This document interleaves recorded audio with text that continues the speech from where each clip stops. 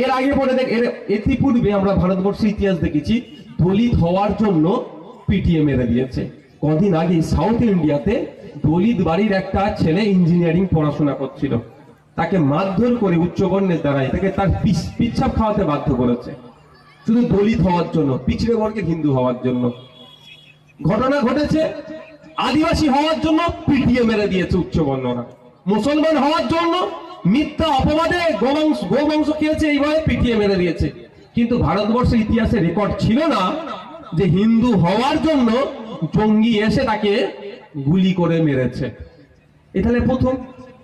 এর আগে অনেক প্রধানমন্ত্রী ছিল, বিজেপির প্রধানমন্ত্রী ছিল অটল বিহারী বাজপেয়ীজি, তার আমলেও কিন্তু হিন্দুকে দেখে জঙ্গিরা গুলি করে মারেনি, অর্থাৎ তাদের সাহস পায়নি।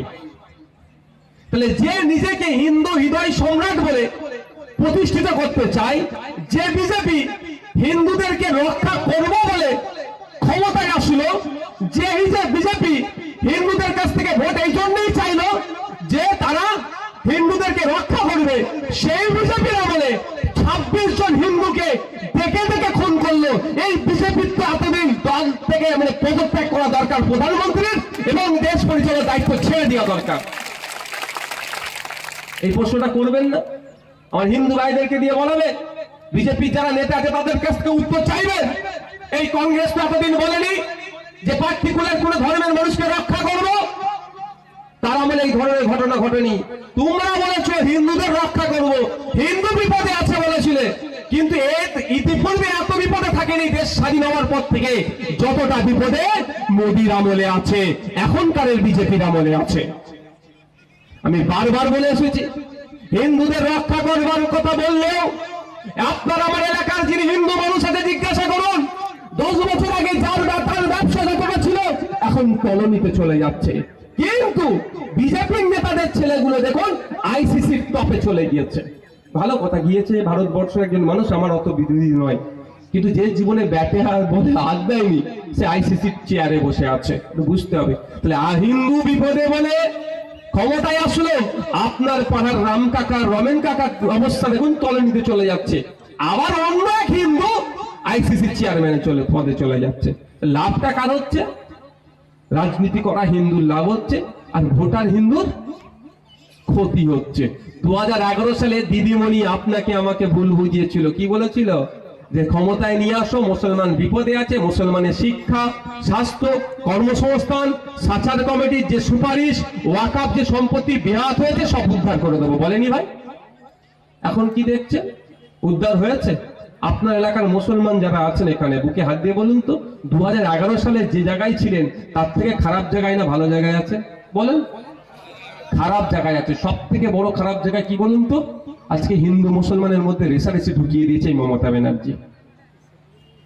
যেটা আগের দিনে আমরা খেতে না পেলেও এক মশাই বসে আড্ডা মারতাম হিন্দু মুসলমান মিলে, কোনো অসুবিধা ছিল না।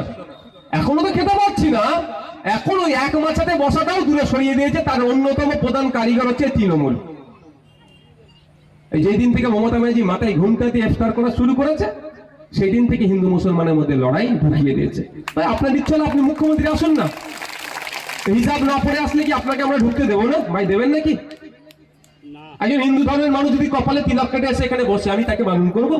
তার ধর্মীয় পরিচয়। আমার একটা হিন্দু মা যদি এসে সিঁদুর পরে এখানে বসে, তাকে বারণ করবো?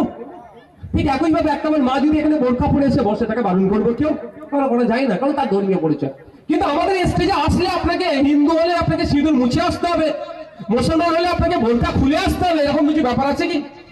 এটা করাই মানে জানবেন ধর্ম, এটা ধান্দাবাজি কিছু চলছে, কিছু ধান্দাবাজি চলছে। তো হিন্দু মুসলমানের মধ্যে বিভেদেরা বেশি ঢুকিয়ে দিয়েছে। তা বন্ধুগণ, বিজেপিকে প্রশ্ন করতে হবে যে তোমার আমলে দেখে দেখে 26টা হিন্দুকে কিভাবে খুন করলো, এর জবাব তো তোমাকেই দিতে হবে। এর উত্তর না দিতে পেরে উত্তরাখণ্ডের একজন গরিব মুসলমান ভ্যান চালককে ধরে টানাটানি করছে, কোন মুসলমান চা দোকানদারকে, কোন মুসলমান রং মিস্ত্রিকে, কোন মুসলমান ভ্যান চালককে এরা সারা ভারতবর্ষ ধরে জুড়ে ধরছে, তারপর অত্যাচার করছে। এদের ধরার প্রশ্ন দরকার ছিল দেশের প্রধানমন্ত্রীকে জিজ্ঞাসা করার, বিজেপি পার্টিকে জিজ্ঞাসা করার। এরা সেটা না পেরে গরিব মুসলমানদের উপরে অত্যাচার নামিয়ে আসছে। যতদিন যাবে এটা এরা করবে কারণ ব্যর্থতা ঢাকার জন্য। এরা বলেছিল 2 বছরে 2 কোটি চাকরি দেবো বিজেপি, 2 কোটি চাকরি তো দূরের কথা, 2 লক্ষ চাকরি দিতে পারেনি। সব কটা প্রতিশ্রুতিরা ব্যর্থ হয়েছে। এরা যে কথা বলেছিল সবটাই ফেল হয়েছে। এই ফেলের হাত থেকে বাঁচতে গেলে কি করতে হবে? হিন্দু মুসলমানের লড়াই লাগিয়ে দাও। আমাদের সজাগ সতর্ক থাকতে হবে, আমাদের আওয়াজ তুলতে হবে, দেশের প্রধানমন্ত্রীকে দায়িত্ব নিতে হবে, দেশের স্বরাষ্ট্রমন্ত্রীকে দায়িত্ব নিতে হবে যে আগামী দিনে আমাদের দেশে এই ধরনের কোনো অরাজকতা হবে না, কোনো সন্ত্রাসবাদী হামলা হবে না। এই দায়িত্ব আপনাদের নিতে হবে এবং পাকিস্তানকে বলিষ্ঠ কণ্ঠে উত্তর দিতে হবে যে আগামী দিনে আপনার দেশ থেকে কেউ এসে আমাদের দেশে ঢুকে নোংরামি করবে, তাহলে কিন্তু আমরা আর ছেড়ে কথা বলবো না। এটা আমার দেশের প্রধানমন্ত্রীকে পাকিস্তানের প্রধানমন্ত্রীকে বলতে হবে। এটা বলতে পারে না, এরা বিরিয়ানি খেতে চলে যেতে পারে।